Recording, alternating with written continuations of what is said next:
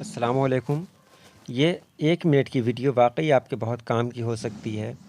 आज मैं आपके लिए लेकर आया हूँ, ये देखें लिस्ट में तो आप देख ही सकते हैं। वैसे मैं बता दूँ कि मंज़ूमात और मंसूरात का पूरा चैप्टर मैं लेकर आया हूँ और उसके लिए भी आपको वही करना पड़ेगा। सबसे पहले आप लिस्ट देख लें, नात, मनक़बत, हम्द, रेख्ती, पैरोडी, गीत वग़ैरह वग़ैरह के अलावा अगर नस्र में जाते हैं तो नस्र